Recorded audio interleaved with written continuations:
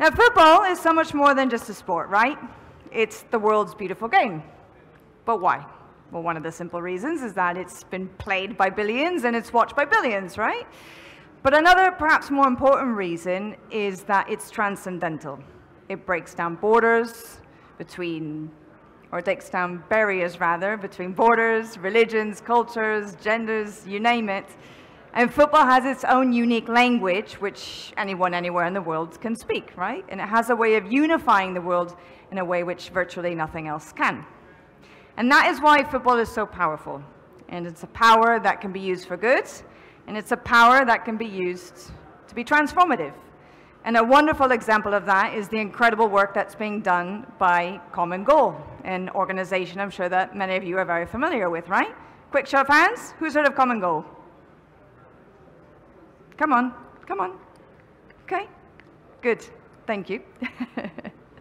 And that also is a reason as to why they're a brilliant sponsor for our final fireside chats of the day, as they will now come out to speak to us about radical collaborations that make innovating meaningful and to have some impact in football in a very positive way.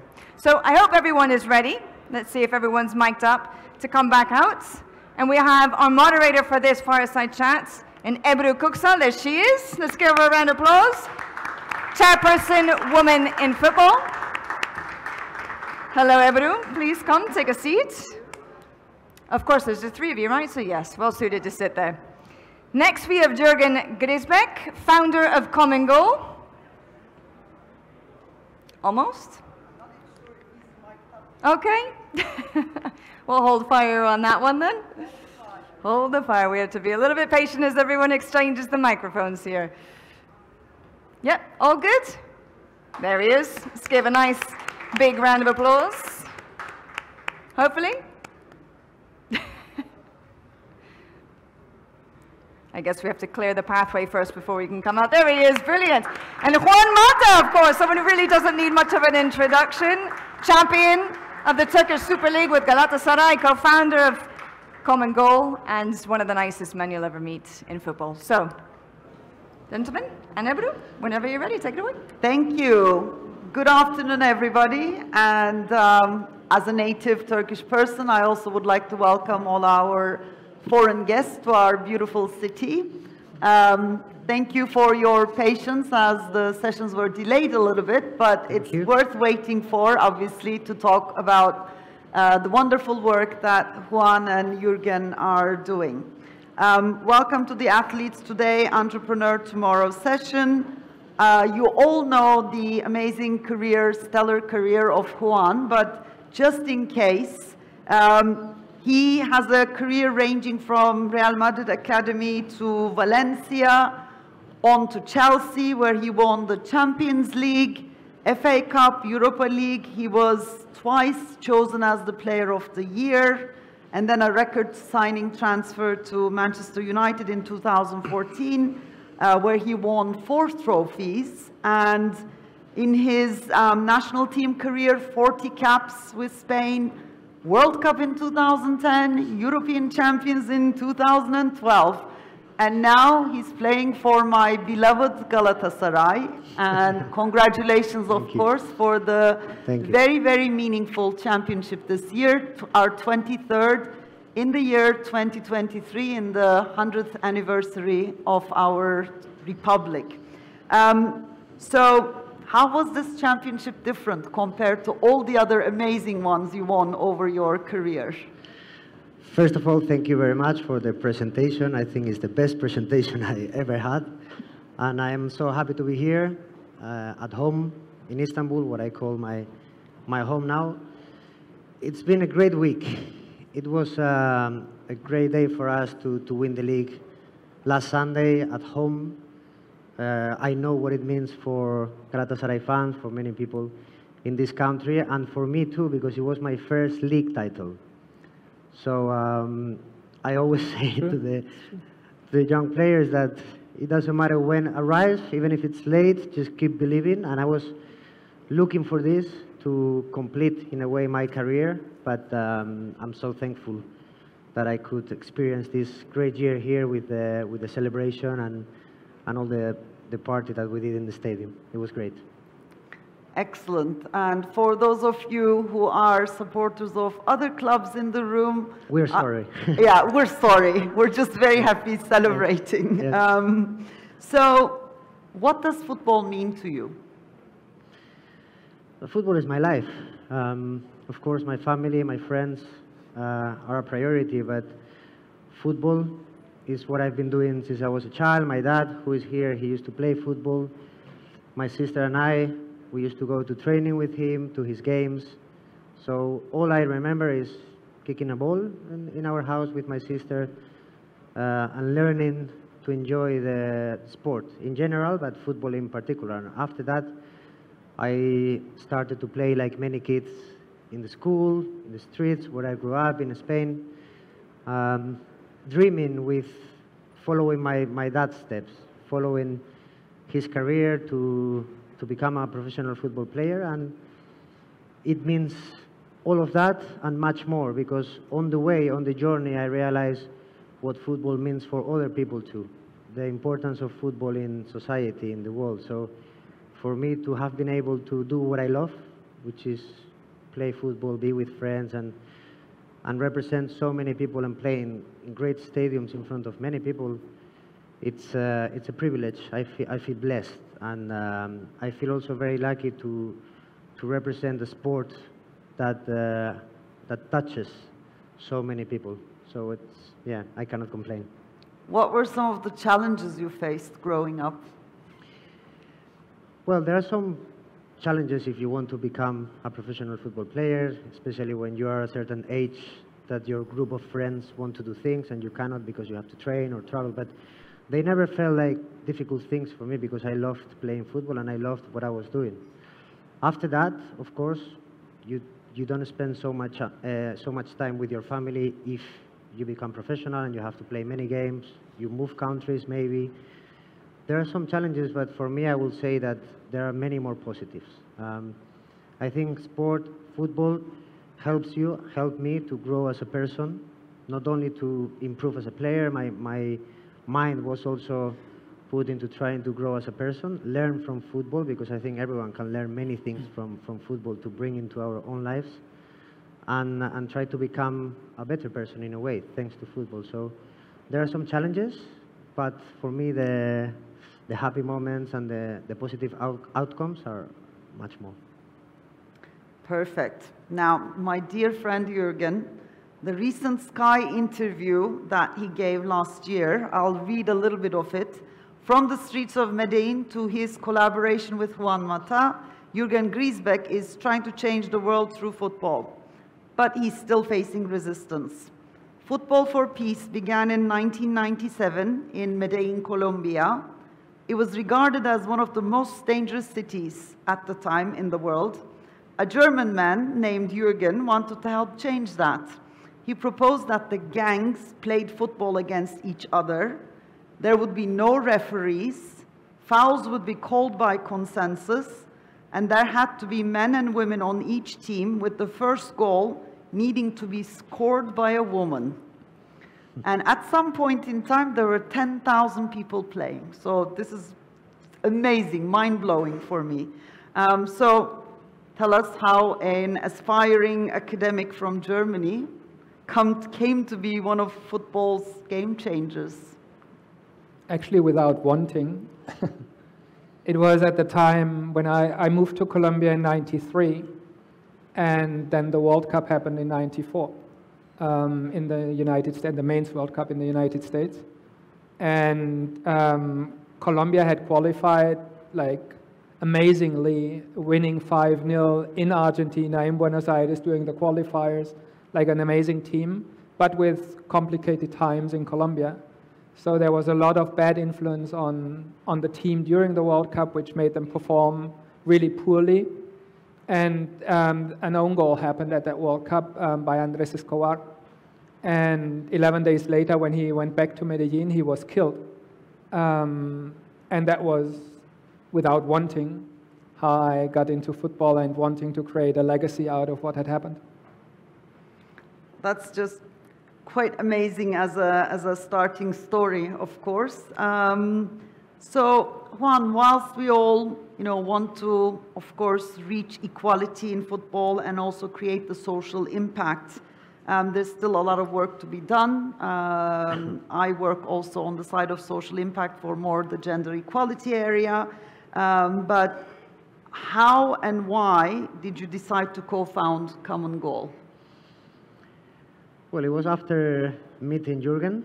I was 26, 27 years old, and I wanted to do something to try to help, to try to give back what football has given me in my life, and I wanted to create my own foundation, like many players have.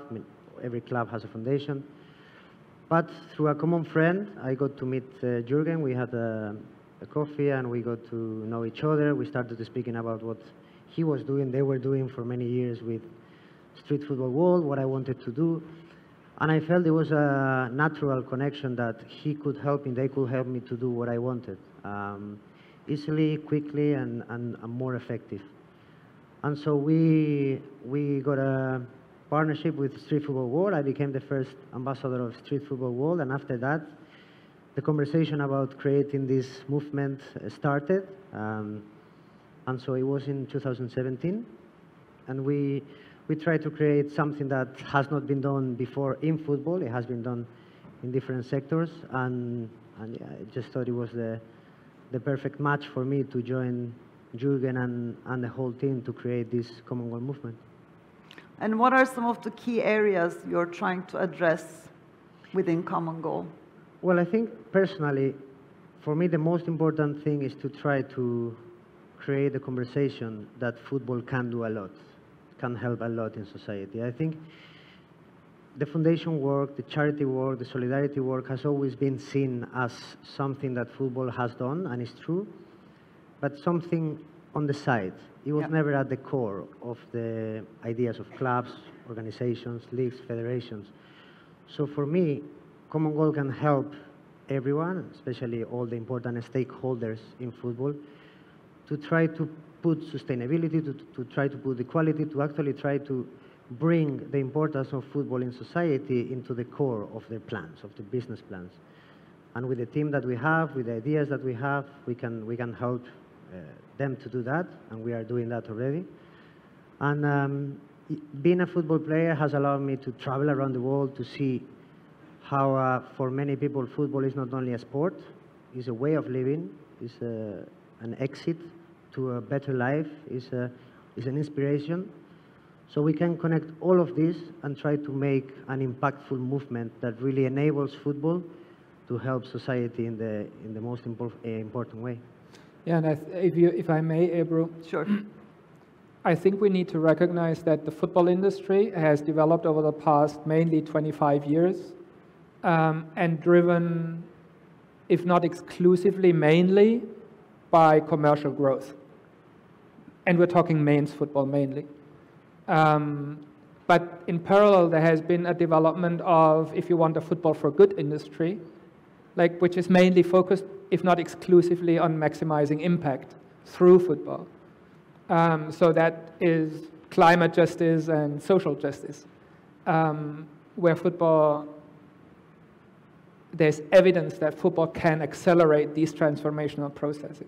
So that industry also has grown over the last 25 years. So we are a lot of practitioners everywhere in the world, thousands, that are dedicating their lives to that part of football. So what Common Goal is doing is actually connecting the two. Mm-hmm. So instead of having a planet called football industry and a planet called football for impact, to actually bring them together so that football can be the best version of itself, as one.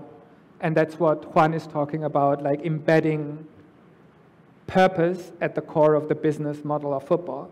I think we need to recognize that it's not the case, and it needs to be done. So therefore, we also call ourselves, we're not a charity, we're a movement that wants to enable everyone in the football industry to play their role and to play their part, because it's not easy. If you're a football club today, you're educated to be a football club as a football club behaves today. If you're an athlete today, you're educated throughout your career to be an athlete the industry wants to have, but you're not being educated as an athlete to think about something different to your performance on the field. So that is wrong. And it's wrong not just because of being wrong, but because the world needs football to be a different football. Because there's nothing else to football that can do the job to actually inspire the world to transform into something else. Because we're not tackling the challenges of our time, and who, if not football, can motivate us to do so? Definitely. And what has your role been as the sort of expert in the social impact area? How have you enabled the organization and the athletes who are members to give back to the community through common goal? I mean, if you say you, we're obviously many. There's actually our third co-founder, Thomas, also in the room. Our role is probably to just call out what nobody else calls out, to really make football aware of its potential, and building of, if you, football, can do different, you must do different. Because as I said, we're having sustainable development goals, which is the biggest ever agreement of humanity to do something to become a more dignified place for everybody to live in, a more sustainable place for everybody to live in. One should think that should be everybody's interest, right? For our next generation, kids we have, etc. But it's not natural, apparently, because we're not managing to tackle those challenges efficiently enough. Now, what in the world is actually speaking to people on a passion level, on a emotional level, often enough and directly enough, that's not football, in order to actually create some sort of collective action. So it's not politics, it's not religion, it's not arts, it's not another sport, it's nothing but football that can do it. But nobody in football is interested in doing it. So what Common Goal does is try to make it easy for everyone to be part of it. Yeah.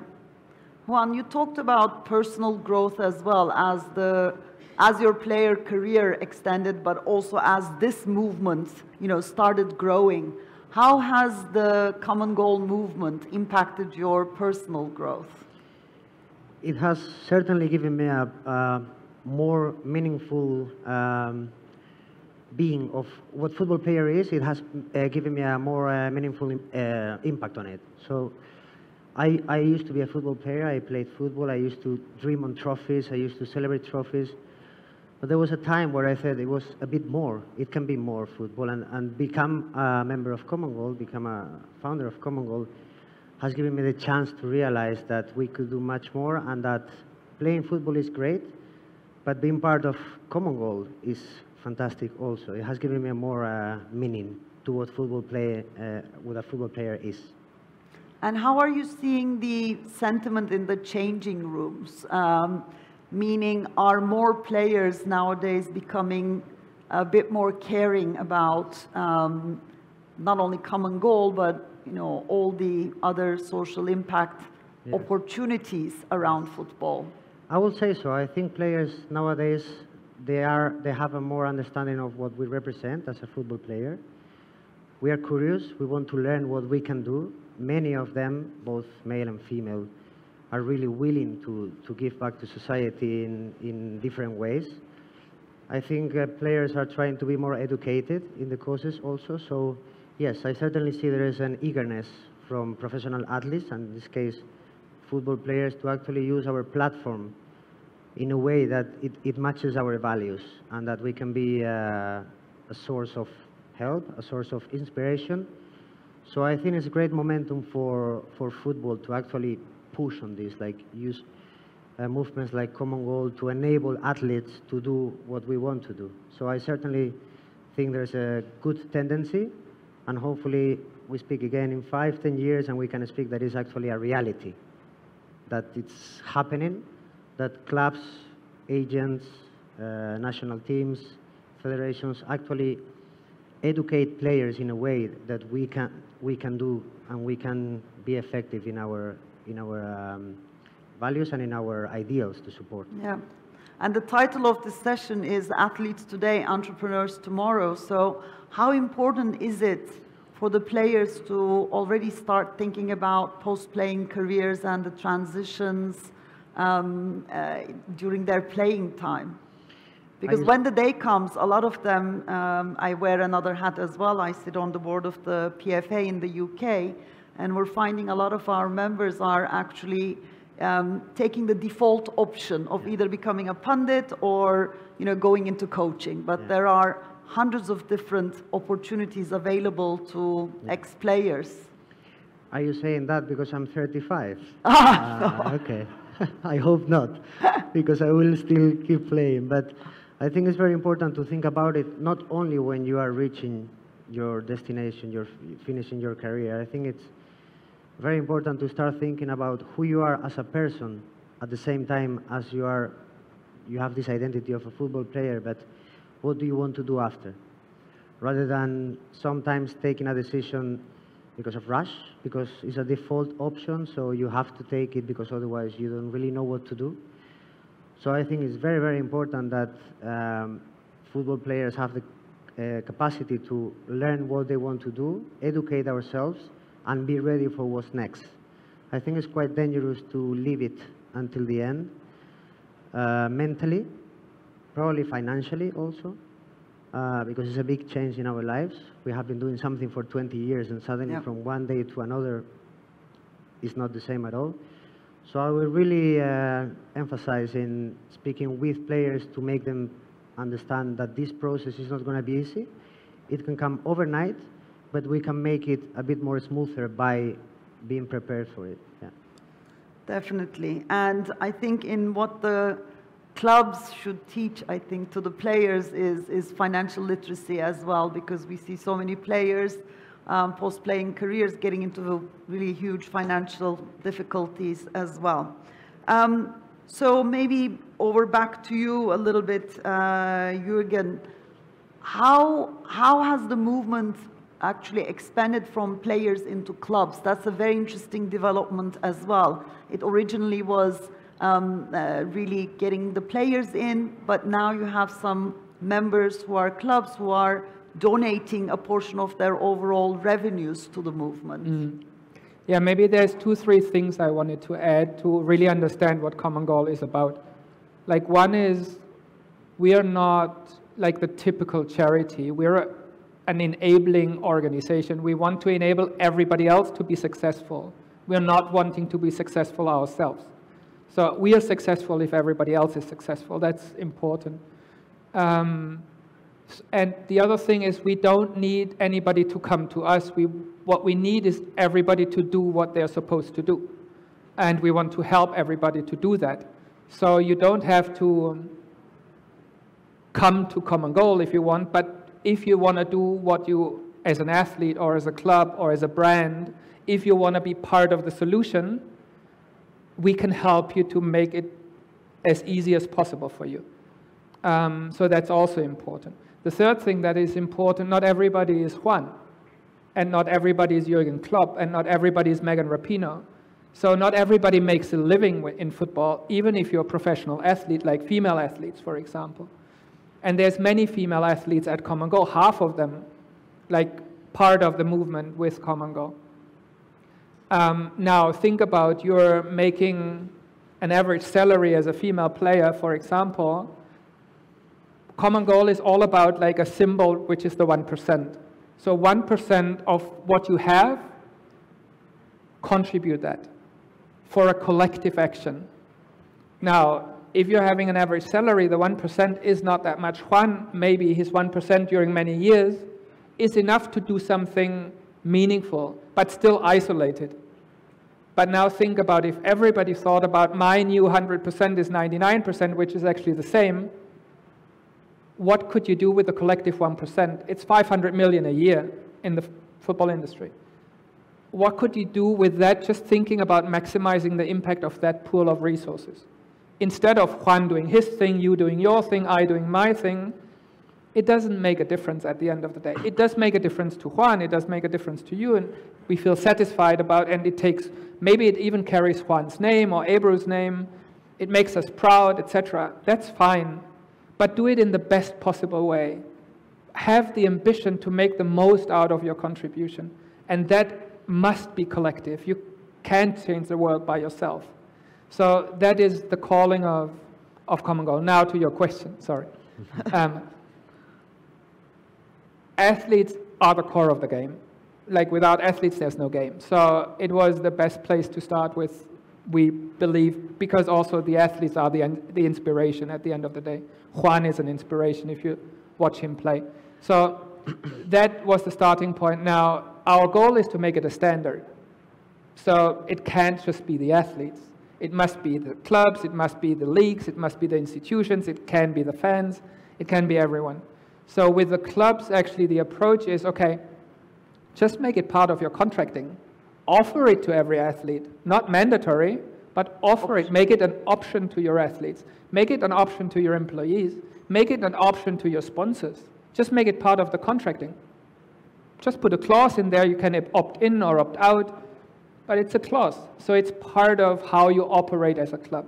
And the contribution of you as a club is your stadium revenues as a minimum. So with making the stadium revenues part of your contribution, you're including all your fans, because those are the ones who are paying the entrance to your stadium and who are paying for the sausage or the sandwich or the Coca-Cola or whatever it is. So that's like the approach with the clubs, and you can build on it. And actually, you as a club, what you gain is you have a collective project for all your stakeholders. Like everybody is part of the club's project, which is amazing. So at the end, you will increase your revenues. You're not giving away, but you actually increase your revenues. And also the brands like Adidas, for example, with Adidas is contributing a 1% of their sales of their global, like the global sales of their footballs, which is the start of a journey. It's not what Adidas should be doing, it should be much more, but it's a start of a journey, and it's a commitment which is quite one of its kind, because there's not that many brands doing it actually. And it becomes to be systematic because now Impact benefits from the ball sales of Adidas without actually having to work for it, because Adidas is working for it. They want to sell more balls. So sell more balls, but every ball you sell is actually a contribution. Yeah. And it makes the consumer and the fan feel better knowing that the ball they purchased, 1% of the revenue will actually go to a good cause. I think there are two very interesting things or two big reflections that we always do with Common Goal. One of them is this conversation of the 99-1% rule. I think it's very important for us to realize that I think we could all live with 99% of what we have, right? And your 1%, my 1% might not be a lot, but if we put a lot of 1% together, they can do a lot of help. And the second one is that football clubs, or even us, football players or football agencies, do well and do good can be together. You can be the best team on the pitch, but that doesn't mean that you cannot be the best team off the pitch. So for me, that ideal club is still due to be done. There, of course, everyone is looking about the result and that we have to win trophies and win the league, but I think if there was a club that actually was a leader on the pitch and replicated and a leader off the pitch, I think we will all support that club. And I think that's kind of missing in football also. It makes so much sense what you're saying, and but why don't we have all the clubs or all the players signed on? What are some of the challenges that you're facing in order to make this movement a really global one that the whole football community buys into? Do you want to start? Yeah, sure. I think it all takes time. Of course, we need change and we need to make some steps. I think we are doing fantastic progress. I'm very happy with how the movement is growing, externally with the number of members, internally with how we are structuring the movement, the connections that we're having, the agreements that we're having with really important stakeholders in football. Of course, it could be better, and I really believe it will be better. I only see one option here, which is whether it's Common Goal or not, I really see and feel that football, the next couple of years, is going to really take charge of certain challenges that we face in society in order to try to help fix them. If it's through common goal, fantastic, and I think we have all the tools to make it through us. If not, I really hope that people that make decisions in football, in whatever position they are, they actually think about this and they actually make steps for that. And yeah, great things don't come quick, and I'm sure this will happen. I just think we need to have a little bit of patience, and we keep the same energy as we have until now. And for you? Yeah, I don't have patience at all. And I think none of us should have that much patience, because we shouldn't fool ourselves not looking with open eyes on how the state of the world is right now. And we shouldn't look at football thinking that everything is okay. It's not. The football industry is not okay. The football industry is not healthy. And I'm talking mainly men's football. Yeah. Is not healthy. And it should ask itself on what the future project looks like. Like, what is the football we want to have? It's not the football we have. Definitely not. And we shouldn't fool ourselves, really, to think about, like, everything will be okay. It won't. If we don't understand how the world around is developing, football will make itself irrelevant or become just a different thing to what it could be. And I think it's important for all of us to think, what's our role within that? I'm a manager, I'm an agent, I'm an institutional leader, I'm an athlete, I'm a fan. What's my role? How do I treat this treasure we all have together, which is football? Do I just use it for myself, have fun with it and be entertained by it, make myself wealthy with it? Or do I really treasure it? And do I really want it to be the best version of itself, which it's not right now? So there is where we think purpose and this sense of radical team play, like any successful team needs to collaborate radically in order to be successful.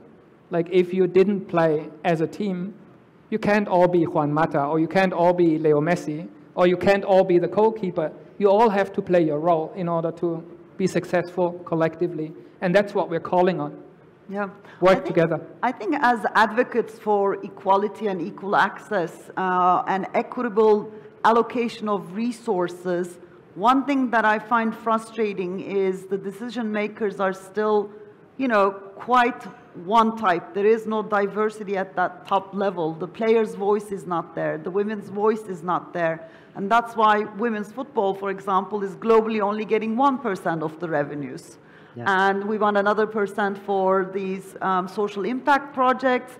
And the allocation of resources sits with a room of, excuse my, calling out to all the white middle-aged men. Some of them are amazing allies, but predominantly they're the ones that are making decisions, and they're not necessarily taking their thinking caps on and thinking about all the stakeholders. So maybe as some of the last questions, how do we give a voice to the players, or how do we teach the players to have a voice individually but also collectively? Needless to say, their first job is to go out and play football. That's what they're paid to do, but they are so powerful in what they represent and could stand for. Yes, I agree. We were speaking before, and I think we all agree that football without players and without fans is not the same. It wouldn't probably exist. Coaches, presidents, whatever, but football players and fans are indispensable for football. So I think certainly football players should have a bigger role into the decision making that it's made upon our lives, because it's about calendar, it's about revenues, it's about the system, it's about everything. And I think we should have, you're right, more education about it. Players should be more ready to actually be part of this decision. But secondly, we should have a voice, both male players and female players. It happens in other sectors. Actors, actresses, they have a voice. And I think we football players need that in order to try to create a sport that it doesn't go away from us and that it doesn't go away from the fans. So we keep it as we love it, which is the game we love. And I think having players in the biggest organizations in football will give that a sense of reality to the grassroots that we all love. I think it's needed. And Jurgen, as someone who started quite a few movements, social movements, what would your advice to people who want to follow in your footsteps? There are many people in this room, I'm sure, who want to change something in the game. Where do they start? How do they not lose hope? And where do they get the resilience and the drive from? It's a difficult one. Maybe just building on Juan initially and the athlete's voice, I think listen to women. I think they're doing amazing on raising their voice, and they're probably not heard, but it's amazing. I think a lot to learn from female athletes and how they go about their activism and their role off the field. The second is, I think we are all meant to be leaders. Whatever our realm is, we don't have to be president of FIFA or president of UEFA in order to feel leadership. We all have leadership, and we all can interpret that leadership as a servant leadership. And also, the last thing maybe, football is not a product. Football is culture. Football belongs to everyone. If you're the president of FIFA, football doesn't belong to you. You have to be servant to football. You have to treat football as a treasure. And you have to feel privileged to have influence over how is it developing. But it's not given to you in order to make it yours. And we're going to wrap up now. My last question to you and Juan will be, what do you want to be remembered for, Jurgen? Me personally? Yep. I just want to be able to look at the mirror until my last day, and that's what I'm working for. Excellent. Same for me. Same for me. It's wonderful to have a conversation with you two, and I'm sure we'll be collaborating a lot in the future. And I hope that everyone in the room is inspired by our amazing speakers, co-founders of Common Goal, and hopefully we'll all be able to make important changes and make impact in our own spheres of influence. Never think that you need a huge title. You don't have to be FIFA's president to make change. I think each and every one of us have a role to play in making football more inclusive and more caring about social causes as well. Thank you for listening. Thank you.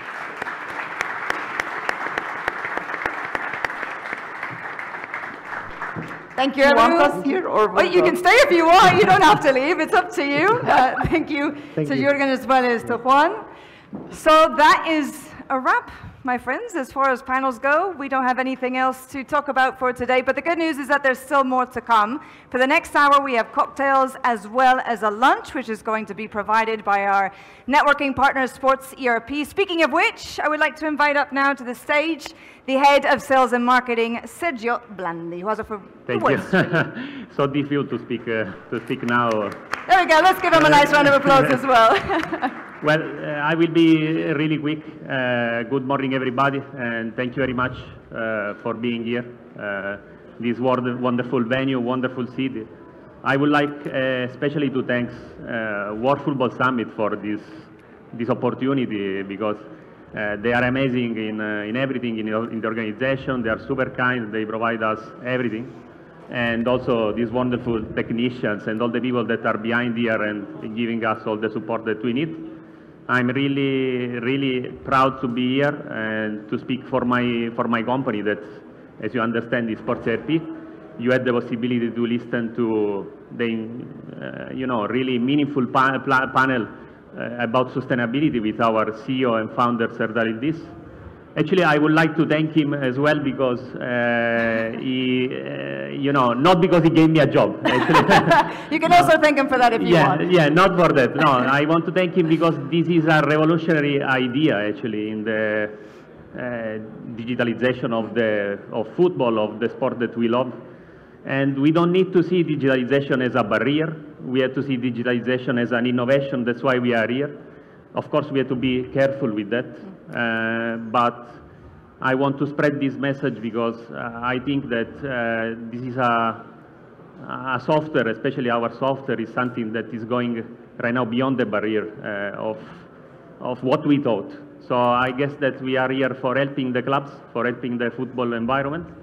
And we don't need to be, we don't need to have fear of change. And, hopefully we are waiting you in our stand to show you more, to give our contacts and, exchange some good ideas together. And we are glad also to offer you the lunch, the cocktail lunch in here, that is in this floor, by the way, where we already had the breakfast today. And so it's powered by Sports ERP. And again, thank you very much. I'm sorry, I am at the end. I know that you are tired. I know there were wonderful speakers today, wonderful discussions, and I hope to be in touch with you soon. We really believe in the power of World Football Summit, by the way, and they are a strong partner, and we want to make stronger this partnership, and I hope that you all will do the same. Thank you very much. Thank you. Well done.